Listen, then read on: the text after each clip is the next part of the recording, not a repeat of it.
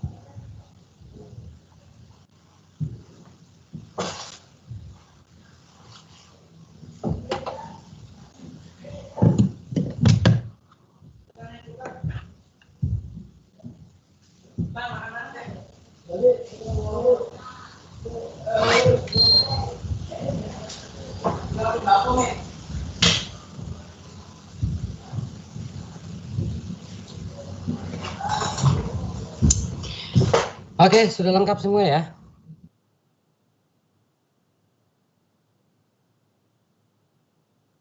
Iya, Pak, sudah lengkap, Pak, sudah lengkap.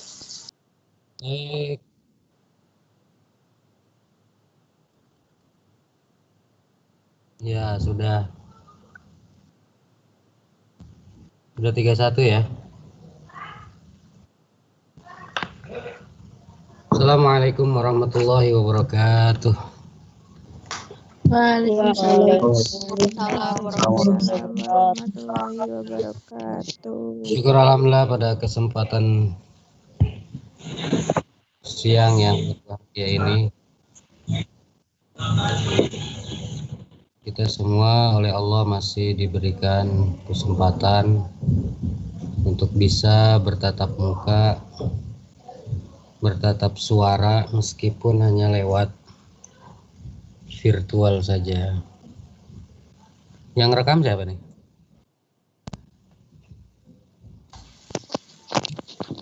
Bisa.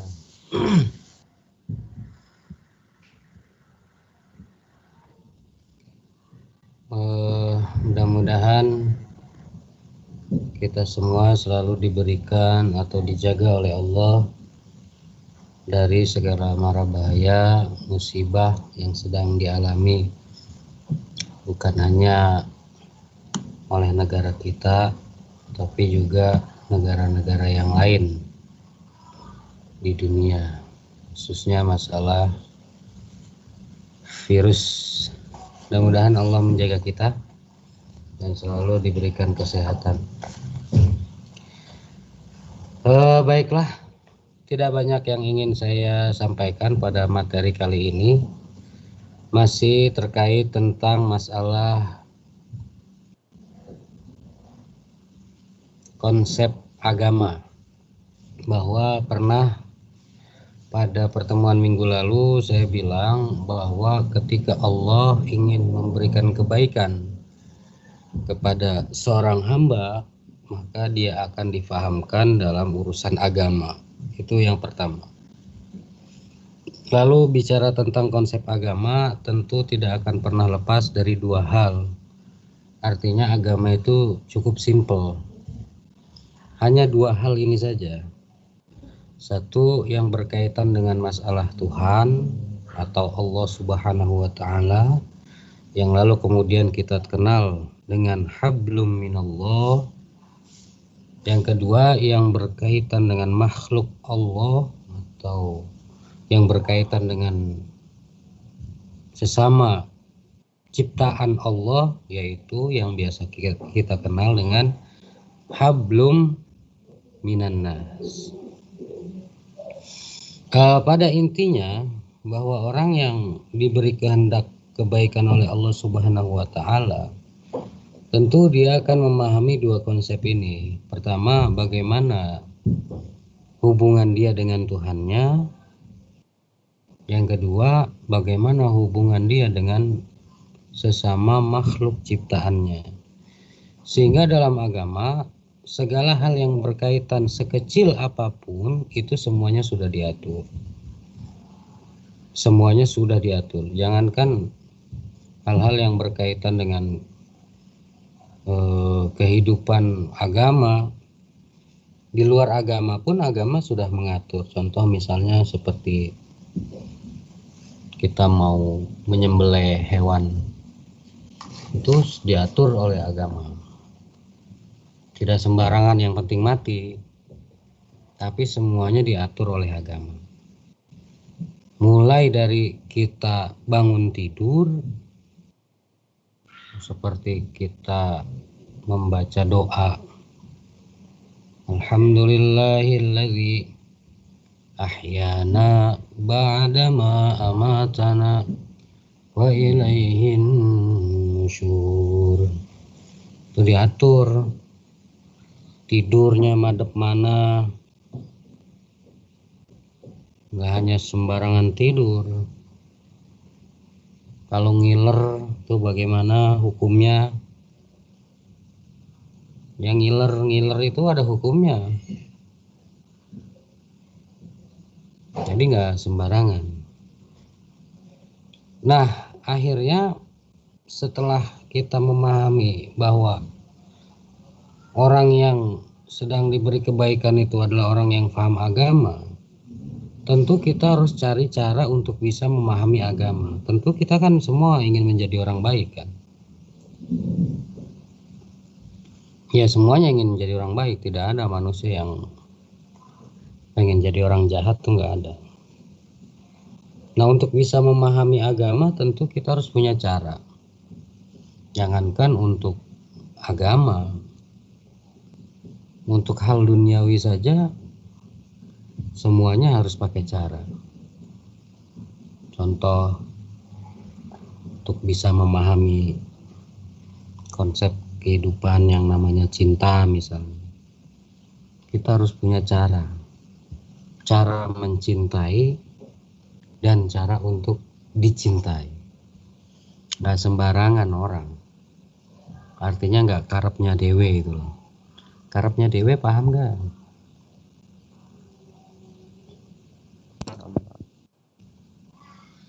Karepnya dewe itu ya semaunya sendiri.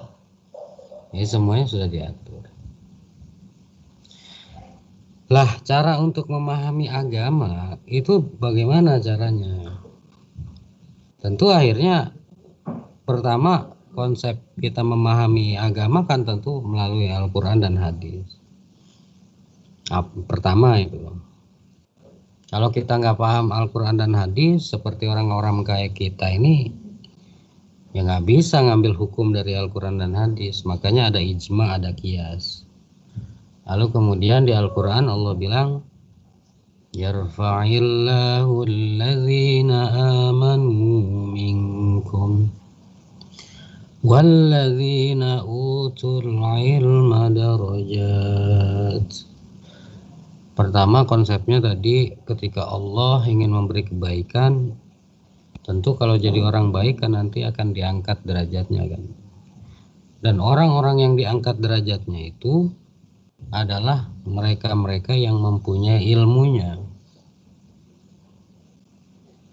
Saking pentingnya ilmu, maka kata Nabi sampai bilang, tolabul ilmi faridotun ala kulli muslimin wa muslimatin. Nah, cara untuk bisa memahami agama ya kita harus tahu ilmu agama. Saking pentingnya ilmu agama, sampai Rasul bilang mencari ilmu itu hukumnya wajib bagi muslim laki-laki maupun muslim perempuan. Oke, sekarang saya ingin kalian semuanya menghidupkan kameranya, on cam. Ambil buku dan pulpen. Assalamualaikum Pak. Waalaikumsalam. Setiadi, ngapain Setiadi? Bidara kamu sambil ngemil, Masya Allah. Diet woi.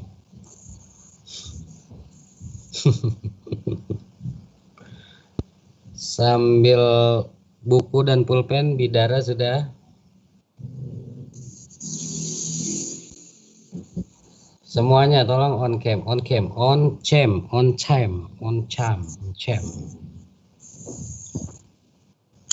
Nadila sudah, Nadila? Pulpen dan Sudah, Pak. pulpen dan Sudah ya, Pak. kertas. Oke.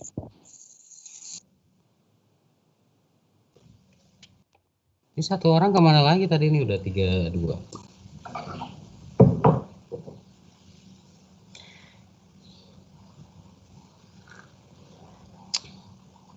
Saya ulangi ya. Pertama, untuk bisa memahami sesuatu, tentu kita harus tahu caranya. Itu kuncinya. Kalau kita mau memahami sesuatu, harus tahu caranya. Itu wajib. Kalau nggak bisa, ya nanti kayak tukang servis nggak bisa. Terima bongkar, tidak terima pasang. Tiba-tiba sudah dipasang semua, kok murnya tinggal satu ini. Nggak taunya nggak bisa. Apalagi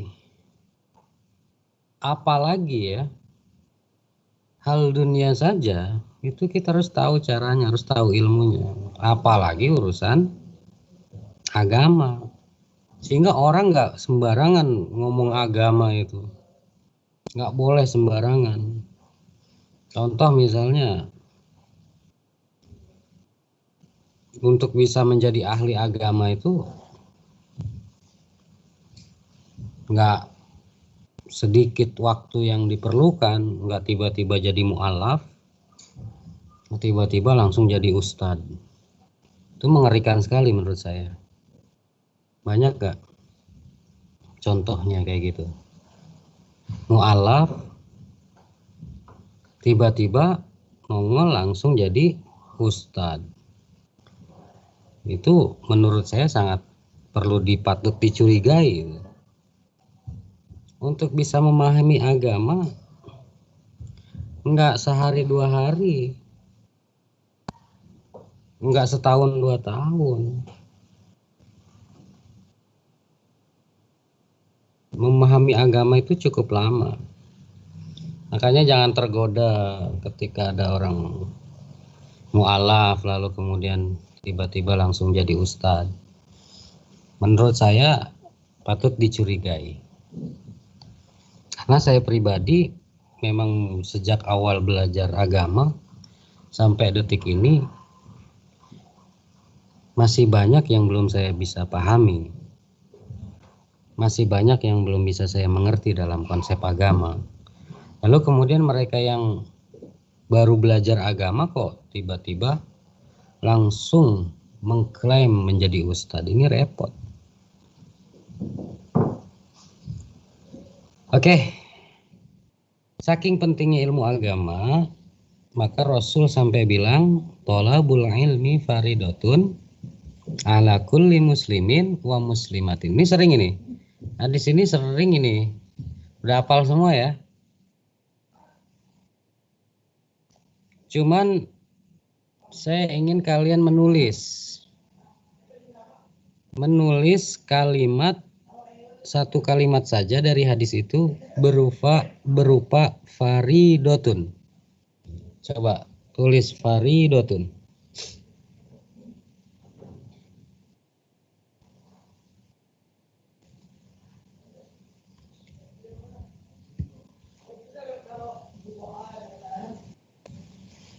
Sudah kasih saya. Kalau sudah kasih saya. Kasih lihat saya.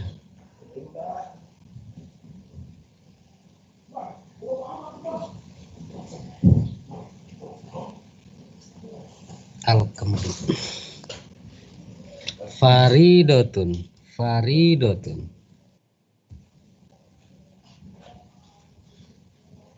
Sudah.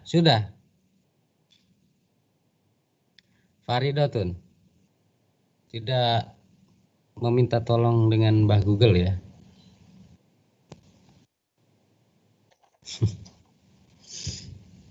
Coba. Dan Ahmad Mahfud. Hadir, Pak. Ya, mana? Gimana cara ngeliatinnya ya? Oh, gini, Pak. Cemana? Besar aja, Pak. Ya, harus besar dong.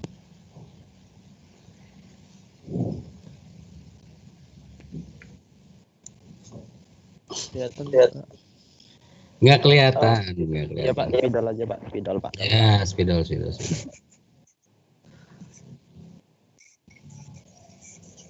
Riesti udah belum Riesti? Bidara. Nggak tahu, Jangan Pak, ngemil benar atau aja salah, kamu itu, ngemil lu itu. Nah, ya sip. Bidara udah selesai belum? Salah Pak, saya salah. Nah, ya kalau udah salah tuh benerin kayak si Ahmad Mahfud tuh. Setiadi sudah belum Setiadi.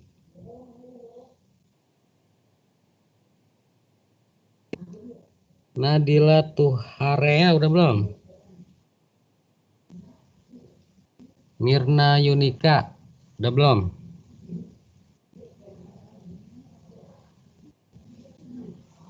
Coba dan Ahmad Mahfud kasih tahu lagi. Tuh. kebolak. Gimana tadi itu? Nah, gitu loh. Yo, sip. Jadi kalimatnya kayak gitu. Pak. Oh, gitu ya. Jadi kalimatnya kayak gitu.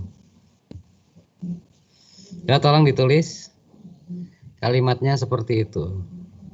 Saya akan membahas satu titik ini saja konsentrasinya. Saya ulangi ya. Pertama, orang yang dikehendaki kebaikan oleh Allah itu adalah orang yang paham agama. Kemudian yang kedua, bahwa agama itu konsentrasinya simpel saja sebenarnya, dua saja. Satu yang berkaitan dengan Tuhan, yang kedua yang berkaitan dengan makhluk ciptaan Tuhan. Lalu kemudian pertanyaannya, untuk bisa memahami agama tentu kita harus tahu caranya. Nah, cara itulah yang disebut dengan ilmu. Nah, saking pentingnya ilmu, saking pentingnya cara untuk memahami agama, sampai Nabi bilang, thalabul ilmi faridotun ala kulli muslimin wa muslimatin. Mencari ilmu itu hukumnya wajib, faridotun, bagi muslim laki-laki maupun muslim perempuan. Satu kalimat faridotun itu, kalau kita mau bicara tentang kalimat, maka kita harus tahu asal usulnya. Kata faridotun itu asal usulnya adalah dari kalimat fardu. Artinya farodo, fardu. Nah, kata fardu simpel saja, singkat saja, kata fardu di dalam agama itu terbagi menjadi dua. Ya kan? Pertama fardu ain, yang kedua fardu kifayah. Yang pertama kewajiban secara individu, fardu ain.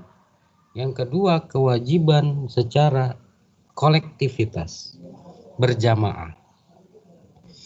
Nah, artinya gini kalau kita mau simpulkan, berarti kata Nabi thalabul ilmi faridotun itu ada hukum yang wajib kita cari secara fardu ain, individual, ada yang wajib kita cari ilmu itu yang hukumnya fardu kifayah, kolektivitas. Itu kesimpulan yang ingin saya sampaikan.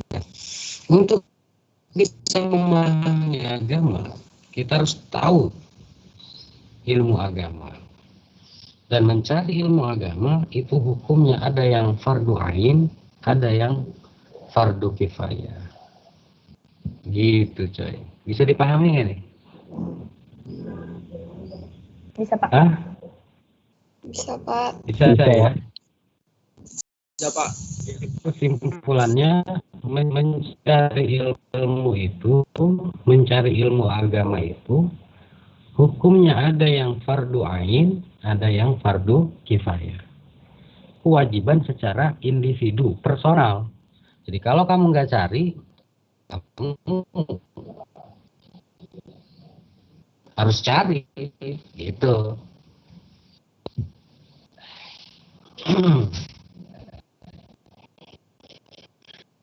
Lalu pertanyaannya, mana saja ilmu yang fardu ain dan mana saja ilmu yang fardu kifayah? Mungkin Nadila Tuharia paham? Silakan. Pak.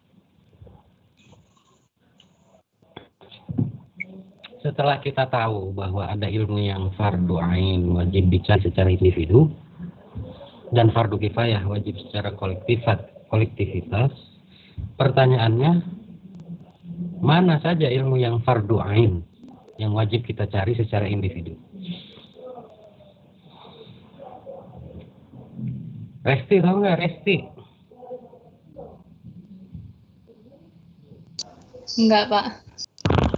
Ilmu agama Pak. Ilmu agama. Kita ini lagi ngomongin ilmu agama, bukan ilmu agama. Ilmu agama tuh umum. Kamu ilmu agama apa nih? Agama Katolik apa agama Buddha apa agama Konghucu? Oke.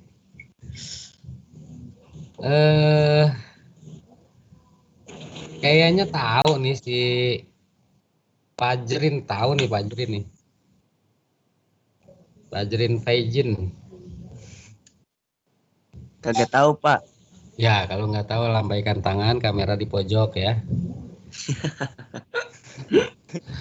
Nadila, kamu udah tahu belum Nadila? Oh, dari tadi kamu saya tanya nggak tahu. Sholat 5 waktu. Itu mah bukan ilmu, itu mah ibadah, coy. Ilmu itu adalah pengetahuan. Ilmu itu adalah pengetahuan. Nah, masing-masing orang itu kan punya karakter kan. Misalnya kita ingin mengetahui karakter orang, itu kan kita harus tahu caranya. Nah, cara itu bisa disebut dengan ilmu. Untuk bisa memahami agama, tentu kita harus tahu ilmu agama. Nah, ilmu agama itu isinya apa aja? Kata Nabi, itu yang wajib, yaitu yang fardu itu terbagi menjadi dua. Ada yang kewajiban secara individu kita cari. Contoh, misalnya kalau fardu ain itu kan kayak sholat. Sholat tuh nggak bisa diwakilin, harus individu personal orang. Wudhu tuh harus dia sendiri yang ngelakuin, nggak bisa nitip wudhu atau beli wudhu di Gojek. Sholat males sholat nitip sholat tuh nggak bisa, itu kewajiban secara personal. Oke. Berarti semuanya, saya tanya nih semuanya, ada yang tahu nggak ilmu yang fardu ain yang wajib dicari secara individu oleh setiap muslim laki-laki dan muslim perempuan? Ayo semuanya. Kalau nggak tahu, angkat tangan. Ilmu tauhid, Pak. Oke, siapa itu? Saya bisa bikin. Kenapa ilmu tauhid?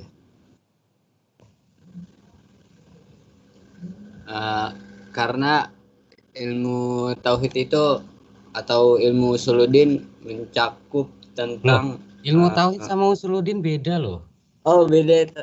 Beda loh. Tuh. Makanya kalau di kampus itu ada fakultas namanya usuluddin. Itu beda dengan ilmu tauhid. Usuluddin itu asal agama, asal agama. Jadi dia ngebahasnya tentang bukan hanya satu agama. Tapi kalau bicara tauhid itu bicara konsep khusus dari satu agama. Oke, secara pasti bukannya saya ingin ya pokoknya ini informasi. Nah, gimana ya ngomongnya? Jadi gini, secara pasti kalian belum tahu ya, gitu ya, gitu aja lah ya. Ya, Pak. Belum tahu kan? Nah, belum tahu. Nah, ini saya kasih tahu. Bismillahirrahmanirrahim. Dulu kala saat beliau Nabi Muhammad SAW masih hidup, setelah sholat asar, beliau tuh kongko di depan masjid lah bahasanya gitu, kongko bersama para sahabat. Sahabat sambil bertanya banyak pertanyaan, kemudian Nabi menjawab. Ada sahabat yang bikin kopi, bikin gorengan, ya masing-masing tugasnya lah bahasanya gitu. Nah, satu ketika sedang asik ngobrol datang seorang laki-laki. Orang laki-laki lalu kemudian bertanya kepada Rasul, ma maknal Islam atau ma huwal Islam. Yang pertama, apakah Islam itu? Kata Nabi. Terus kemudian dia bertanya yang kedua, ma huwal iman? Apakah iman itu? Yang ketiga dia bertanya, ma huwal ihsan? Apakah ihsan itu? Lalu dari sini kita mengambil sebuah kesimpulan. Lalu Nabi menjawab, ma huwal Islam? Apakah Islam itu? Kata Nabi, Islam itu ya seperti terkandung di dalam rukun Islam. Syahadat, sholat, puasa, haji, zakat. Syahadat, sholat, puasa, zakat, puasa, haji jika mampu. Yang kedua, apakah iman itu? Iman itu seperti yang terkandung di dalam rukun iman, percaya kepada Allah, malaikat, rasul, kitab, hari akhir, dan qada dan qadarnya Allah Subhanahu wa taala. Mahwal ihsan, apakah ihsan itu? Kata Nabi, ihsan itu adalah kita menyembah Allah seakan-akan melihatnya, dan sekalipun kita tidak melihatnya, maka yakinlah bahwa Allah melihat kita. Nah, dari kesimpulan pertanyaan ini, lalu kemudian tentu kita harus tahu ilmu untuk bisa benar sholat kita, untuk bisa benar puasa kita, untuk bisa benar zakat kita, untuk bisa benar haji kita. Nah, pertanyaannya, ilmu apa yang berkaitan dengan ibadah yang kita lakukan?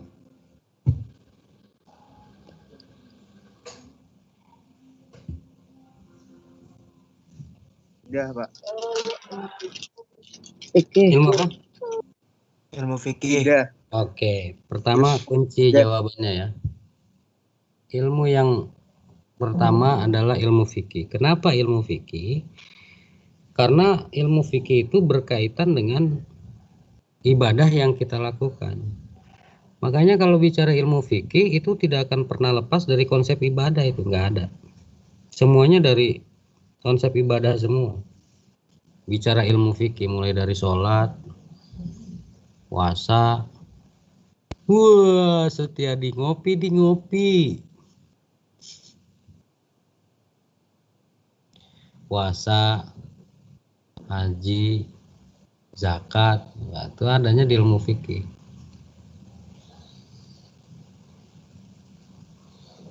Ngopi coy.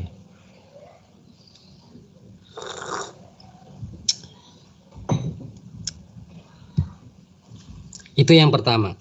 Lalu yang kedua, ketika Nabi ditanya mahwal iman, apakah iman itu? Nabi menjawab, iman itu seperti yang terkandung dalam rukun iman, percaya kepada Allah, percaya kepada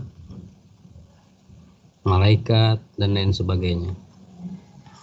Nah, biasanya ilmu yang bicara tentang masalah ketuhanan itu apa? Tadi sudah dijawab.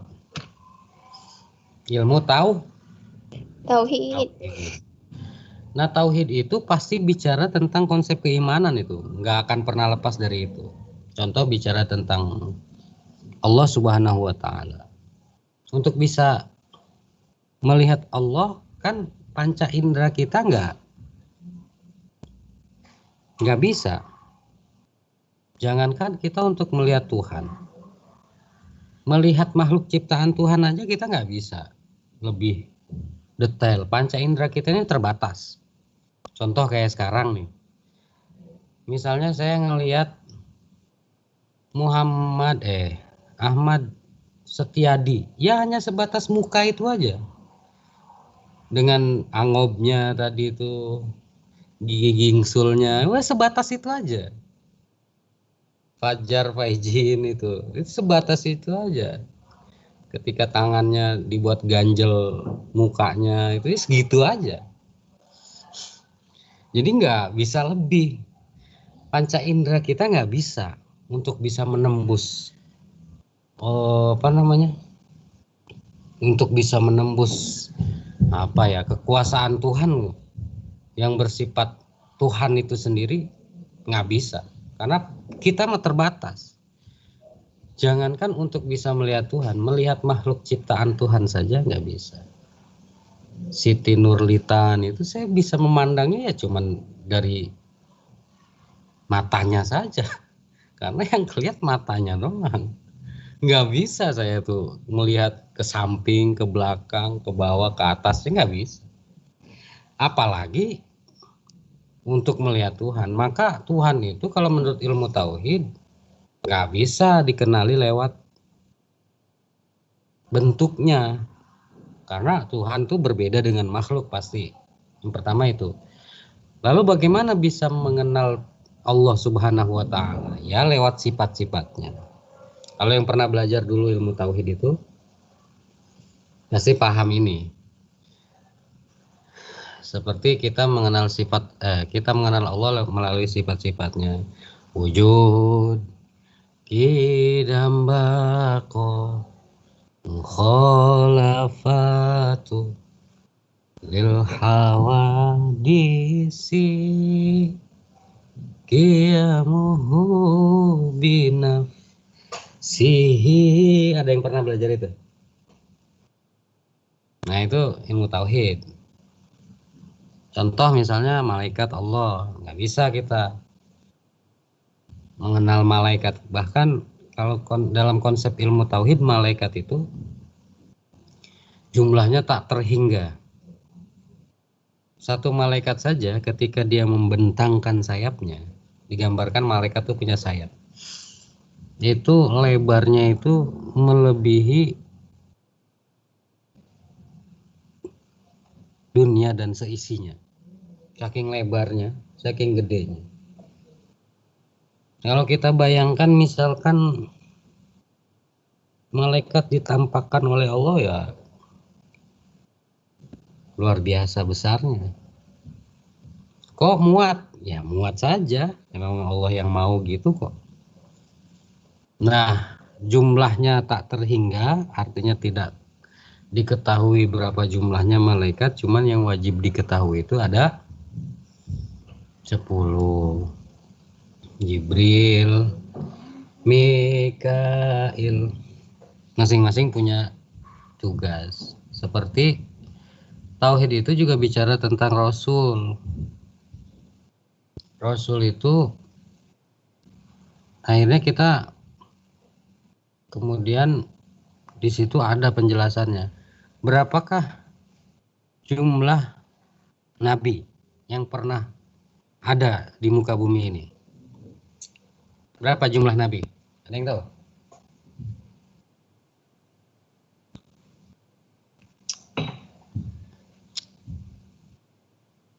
Jumlah nabi ada yang tahu? 25. Salah. Banyak, Pak. Ih, ada 99. jumlahnya. 99 Asmaul Husna, coy. 26. Asmaul Husna itu adalah nama-nama Allah. Artinya selain menggunakan nama Allah, yang Maha Pencipta itu juga bisa disebut Asmaul Husna itu. Ya Allah, Ya Rahman, Ya Rahim, Ya Malik. Jadi kalau nggak bicara Allah misalnya, Ya Malik, itu bisa saja.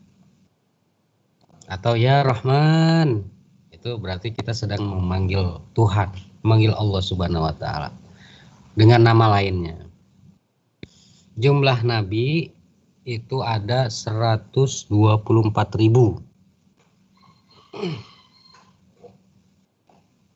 Sama seperti jumlah bilangan nafas yang kita keluarkan dalam satu hari satu malam. Kalau nggak percaya hitung aja. Jumlah nabi berapa? 124.000. Sama halnya atau bilangan itu dengan nafas yang kita keluarkan dalam satu hari satu malam. Kalau jumlah Rasul ada berapa? 25. Salah. 312. 213, Pak. Ya, 213. 25 mulu. Berapa? 312. 313. 213. Ada yang mengatakan 313. Yang mengatakan 313 itu seperti jumlah ahli Badar, orang yang ikut perang Badar. Sehingga kalau di Indonesia ini untuk bisa mengingat orang yang mengenang para ahli Badar, orang yang perang Badar itu, ada sholawatnya itu kan, Qala'al badru alaina min thani yatil wada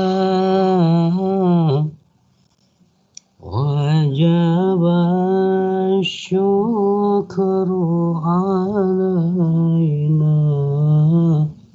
Begitu. Ada yang tahu sholawat itu? Sholawat Badar itu namanya. Nah, ada yang mengatakan 312. Ada juga yang berpendapat begini, ulama itu. Jumlah Rasul itu 313 sama seperti bilangan jumlah jenggotnya Nabi Muhammad SAW. Jadi jenggotnya Nabi itu jumlahnya 313. Nah, kalau yang jenggotan pengen niru sunnah Nabi, ya jenggotnya harus 313. Kalau kurang nggak sunnah. Kalau lebih nggak sunnah. Kalau kurang bid'ah, itu nanti masuk neraka kalian punya jenggot kurang dari 313. Tapi nggak begitunya. Bicara sunnah, saya ingin memberikan sedikit komentar. Bicara sunnah itu bukan bicara tentang fisik. Ingat ya, sekali lagi saya tegaskan, dan ini perlu diingat-ingat. Bicara sunnah bukan bicara tentang fisik. Kalau bicara tentang fisik repot nanti.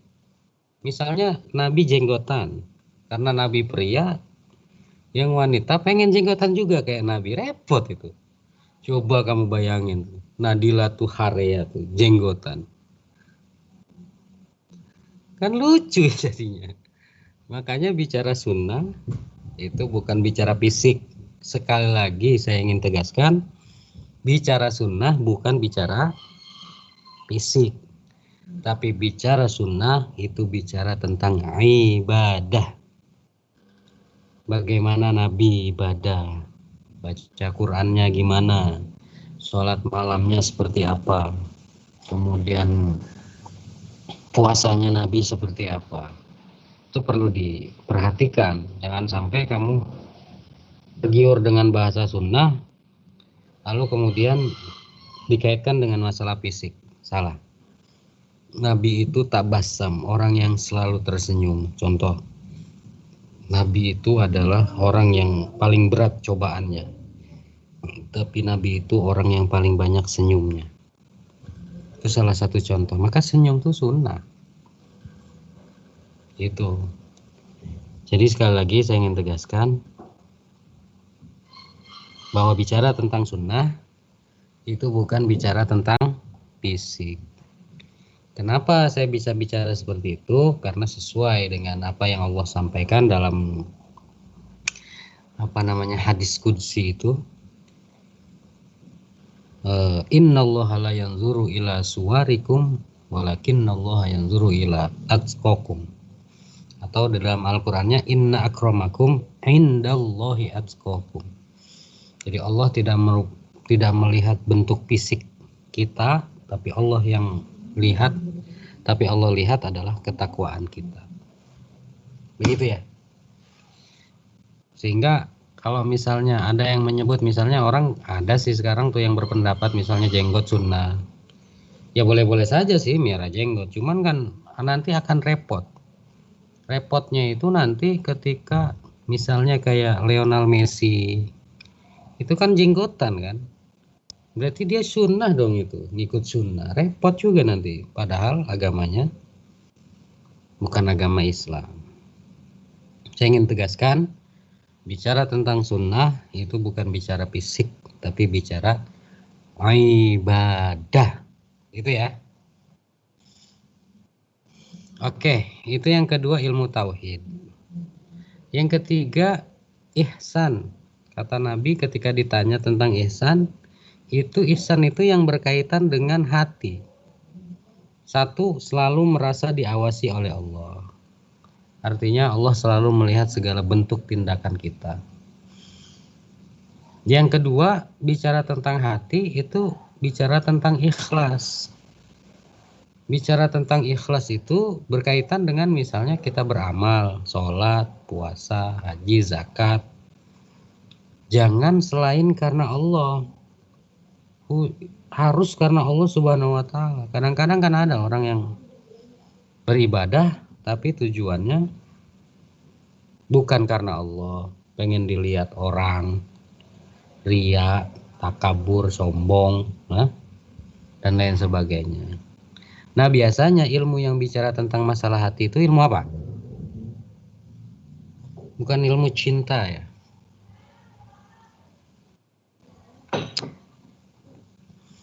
Ilmu apa? Namanya ilmu tasawuf. Ilmu apa? Tasawuf. Tasawuf. Ilmu tasawuf. Nah, perlu diingat-ingat ini. Kenapa kok kita harus belajar ilmu tasawuf? Sekarang kita akan membahas tasawuf dari kata saja. Pertama ini, tasawuf itu asal katanya dari kata sofa. Sofa. Sofa itu artinya bersih, bening, suci dan lain sebagainya. Apa kaitannya dengan ilmu-ilmu yang lain? Kaitannya adalah di ilmu tasawuf. Kenapa orang harus belajar ilmu tasawuf? Untuk bisa meluruskan hatinya, untuk bisa membersihkan amalnya, untuk bisa mengikhlaskan segala sesuatu ibadah yang dia lakukan dari perbuatan-perbuatan yang dapat merusak ibadahnya ataupun amalnya. Contoh, misalnya orang sholat atau orang beramal lah, yang paling konkret sih gitu.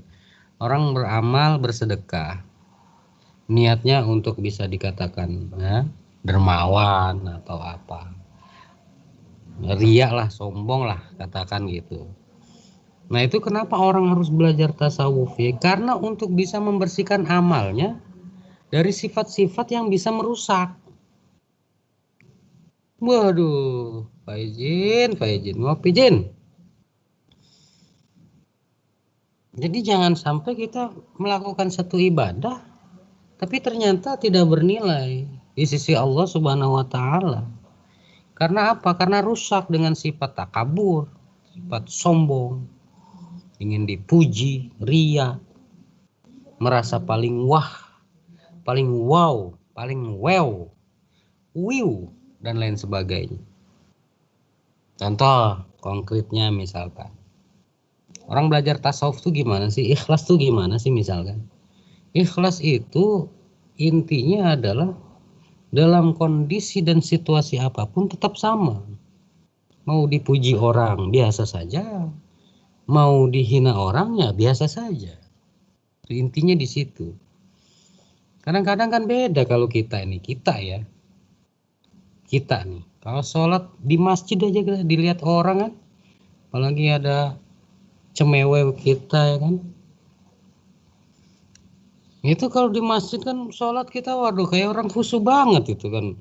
Allahu Akbar ya kan. Lama kali ya kan. Lengkap kita pakai baju koko, sarung, peci.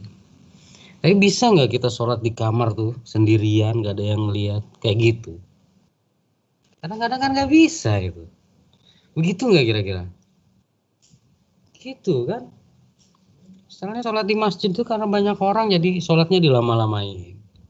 Sholat di kamar kayak the place saya kalah.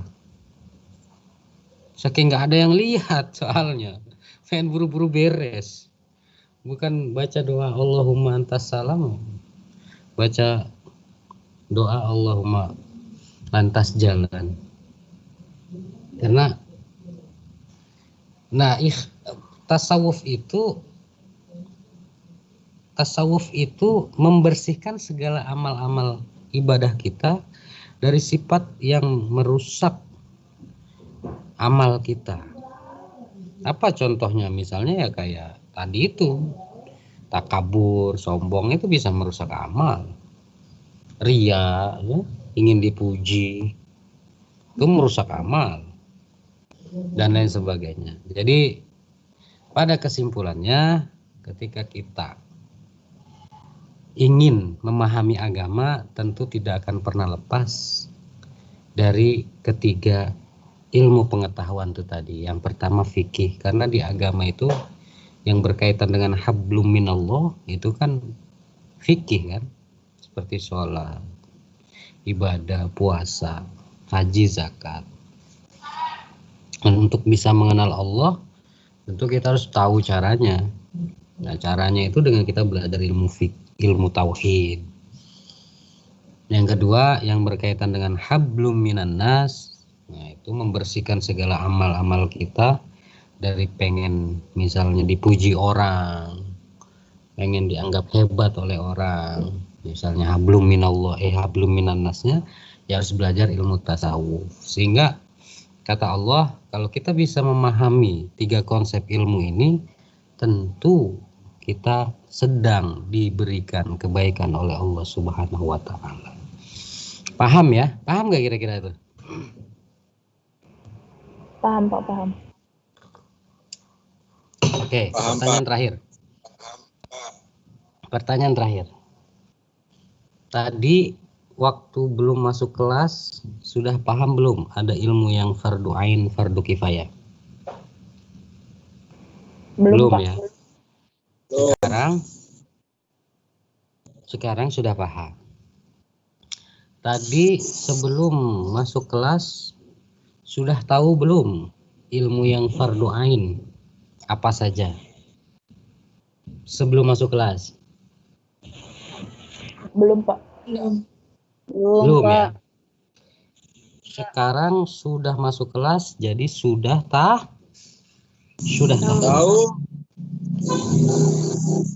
Nah, ini poinnya yang ingin saya sampaikan.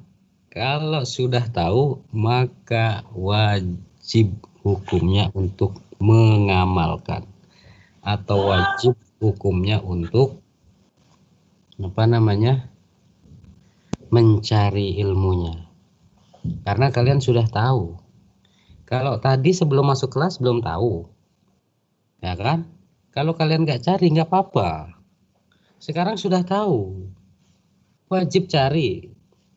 Karena wajib, kalau kamu cari dapat pahala, kalau kamu tinggalkan nggak cari, dosa kamu. Karena sudah tahu, gitu ya. Jadi karena sudah tahu, kamu wajib mencari ketiga ilmu itu. Kalau kamu tidak cari, ya kamu dosa. Kan wajib. Ya kan? Gitu ya. Bisa dipahami ya? Kalau tadi nggak cari, kamu kemarin-kemarin bebas kamu, nggak dosa kamu. Sekarang sudah tahu, dosa kamu kalau nggak cari. Kamu ini korban dari saya karena saya juga korban dari guru saya. Tapi korban dalam konsep kebaikannya. Jadi saya ingin kalian tuh memahami agama tuh bukan hanya sekedar KW, kaleng-kaleng gitu loh. Karena ada orang yang hanya sekedar memahami agama itu kaleng-kaleng gitu. Banyak itu sekarang itu. Saya nggak mau itu. Memahami agama bukan hanya dari hanya sekedar kulitnya saja. Itu nggak mau saya. Kelihatannya orang ahli ibadah, ke masjid mulu, tapi pulang dari masjid ngomongin orang, jelekin orang, menghina orang, memfitnah orang. Itu namanya Islam KW-KW. KW-nya itu bukan KW super, KW 13. Repot itu kayak gitu.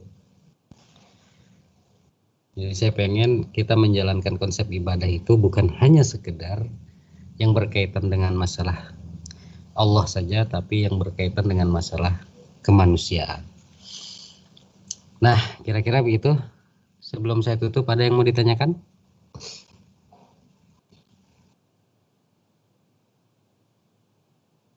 Pak, saya mau bertanya, Pak. Siapa ya? Perkenalkan, nama saya Rumania Adelia, Pak. Rumania ya? Iya Pak. Ya, silakan. Pak, Bapak tadi menjelaskan kalau tasawuf itu yaitu ilmu yang mempelajari bagaimana mengetahui bagaimana cara menyucikan jiwa, menjernihkan akhlak, membangun doib dan batin serta untuk memperoleh kebahagiaan yang abadi. Seperti kalau yang saya tahu, Pak, ilmu tasawuf sendiri itu merupakan strategi dakwah Islam di Indonesia. Pertanyaannya, apakah benar ilmu tasawuf itu termasuk strategi dakwah Islam dan seberapa besar pengaruh tasawuf itu untuk menyiarkan Islam itu sendiri, Pak? Oke. Makasih, Pak. Sama-sama. Waduh, pertanyaannya apa tadi? Lumayan juga itu. Jadi pada intinya gini, bahwa itu tasawuf itu adalah sebuah ilmu pengetahuan yang berkaitan dengan masalah hati. Artinya apa? Artinya kalau bicara tentang hati kan sesuatu yang tidak bisa terlihat. Lalu kemudian karena tidak bisa terlihat, tapi dia bisa dicirikan. Karena setiap sesuatu itu pasti ada tandanya. Contoh, orang sedang marah itu kan bisa dicirikan. Walaupun hatinya tidak ngomong itu, tapi kan tahu kita kalau dia lagi marah kan. Lalu kemudian yang berkaitan dengan masalah dakwah. Makanya kita harus bisa membedakan ya, dakwah, ciri dakwah orang zaman bahula, orang zaman dulu itu dengan khususnya misalnya kita bicara tentang ciri dakwah di Indonesia. Kalau dakwah dengan konsep zaman dulu itu memang kalau bicara tentang perang ya memang ada perangnya. Tapi kalau di Indonesia konsep dakwah itu melalui pendekatan. Nah mungkin kalau misalnya dikaitkan dengan ilmu tasawuf bisa jadi. Karena orang yang bersih hatinya itu akan lebih mudah menyentuh hati orang lain.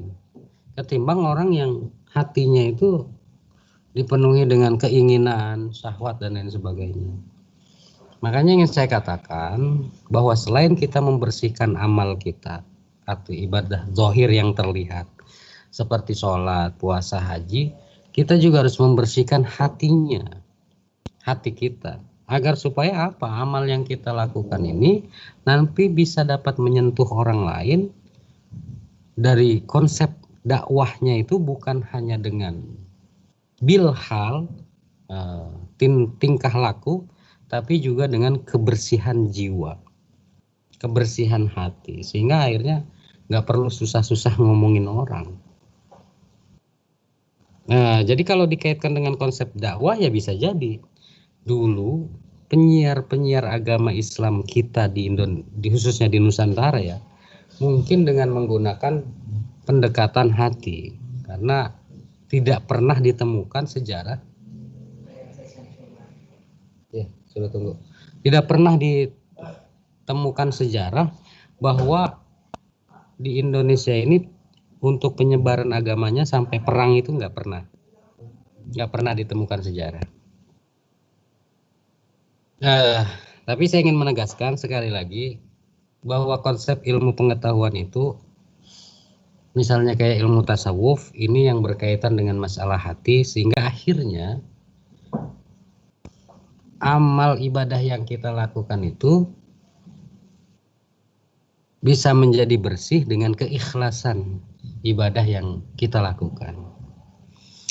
Oke, tadi saya belum jelas secara pasti pertanyaannya, nanti bisa melalui Japri saja.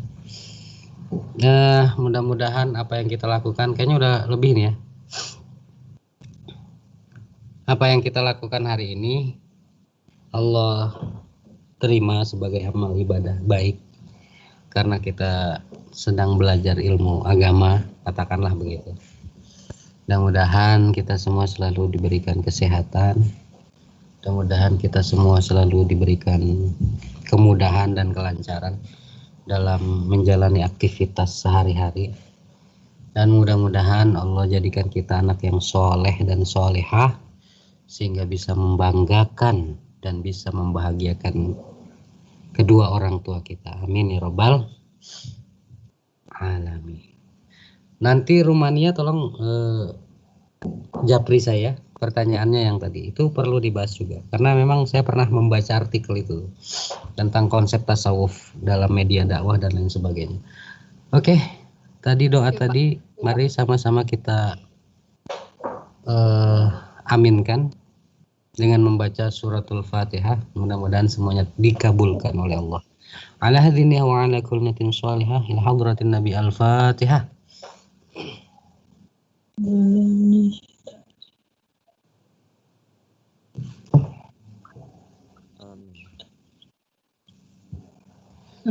Demikian yang bisa saya sampaikan, mudah-mudahan ada manfaatnya. Saya akhiri. Assalamualaikum warahmatullahi wabarakatuh.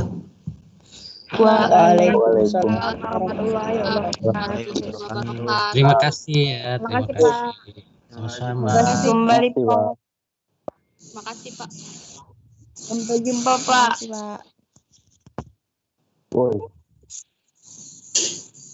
Rumania Japri.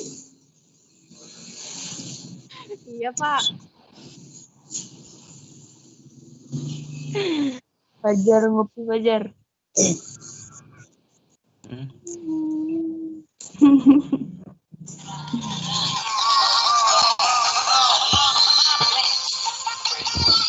Ajar sini Jar. Biar apa sih, Jas? Biar apa? Apa ya? Gue lagi nonton, Cok.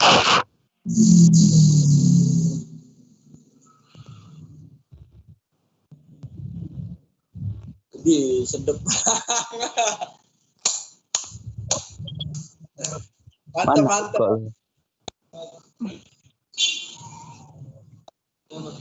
Berapa ya? Debang akur betul, Debang. Berisik nih sidik nih. Rewel.